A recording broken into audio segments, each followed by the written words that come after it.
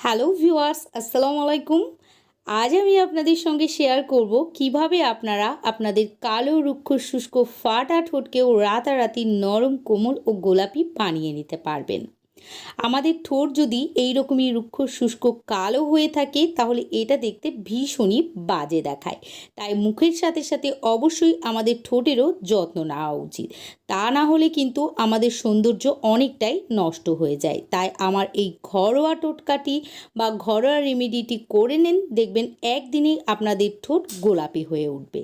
তাহলে চলুন ভিউয়ার্স, দেখে নেওয়া যাক রেমেডিটি কিভাবে বানাতে হবে ও কীভাবে ঠোঁটে অ্যাপ্লাই করতে হবে।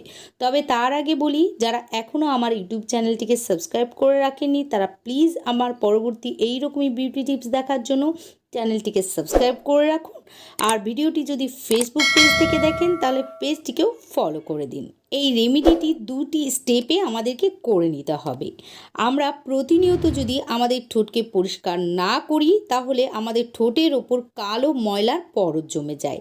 তাই ফার্স্ট স্টেপে দেখাবো কিভাবে আপনারা আপনাদের ঠোঁটের ওপর জমে থাকা নোংরা ময়লা মরা চামড়া ও ইমপিউরিটিকে তুলে ফেলতে পারবেন।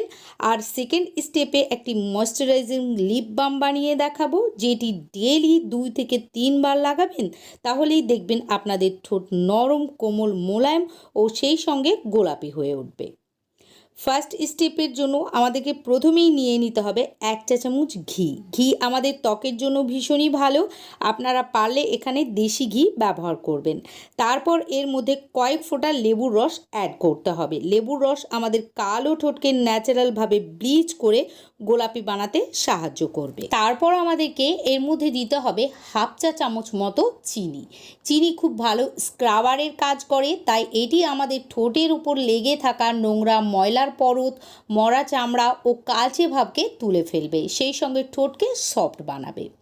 এখানে চিনি নেওয়ার পর 3টি উপকরণকে একসঙ্গে মিশিয়ে ঠোঁটের ওপর ও ঠোঁটের চারিপাশে লাগিয়ে ধীরে ধীরে আঙুলের ডগার সাহায্যে 30 সেকেন্ড মতো ঘষে নিতে হবে। তারপর একটি ভিজা রুমালের সাহায্যে মুছে নিতে হবে। আর মুছে নেওয়ার পরেই আপনারা লক্ষ্য করতে পারবেন আপনাদের কাটা ফাটা খসখসে ঠোঁট অনেক সফট হয়েছে ও কালচে ভাবটা অনেকটাই কেটে গিয়েছে।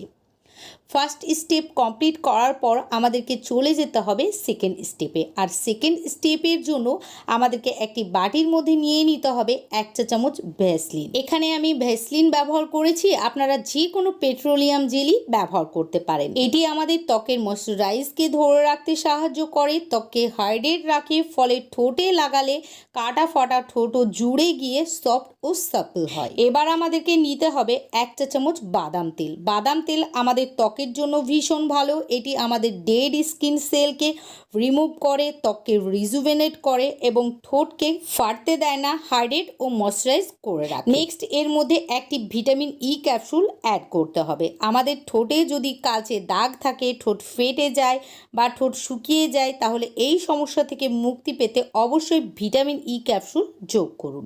তারপর এর মধ্যে আপনারা পছন্দ মতো সামান্য লিপস্টিক অ্যাড করে দিন। অবশ্যই এটা অপশনাল, আপনি লিপস্টিক অ্যাড করে দিতেও পারেন আবার নাও পারেন। তারপর এটিকে ডবল বয়লার প্রসেসে মেল্ট করে নিতে হবে। আর মেল্ট করার পর এটিকে একটি কন্টেনারে ভরে রেখে দিন। কিছু সময় পরে দেখবেন এটি জমে যাবে। এই হোমমেড লিপ বামটি আপনারা 2 থেকে 3 বার 4 বার বা তারও বেশি আপনারা যতবার ইচ্ছা লাগাতে পারেন, কোনো সমস্যা নেই। এতে করে এই লিপ বামটি সারা রাত আপনাদের ঠোঁটের যত্ন নেবে, ঠোঁটকে গোলাপি বানাবে, সফট করে তুলবে, আপনাদের ঠোঁট দেখতে অনেক বেশি ভালো লাগবে। সো ভিউয়ার্স, ভিডিওটি ভালো লাগলে লাইক ও শেয়ার করে দেবেন, সেই সঙ্গে আমার ইউটিউব চ্যানেলটিকে সাবস্ক্রাইব ও ফেসবুক পেজটিকেও ফলো করে দিয়ে আমার পাশে থাকবেন। আজকের মতো এখানেই বিদায় নিচ্ছি, ফিরে আসবো আবারও নতুন কোনো এইরকমই ভিডিওর সঙ্গে। ততক্ষণের জন্য ভালো থাকবেন, সুস্থ থাকবেন, খোদা হাফেজ।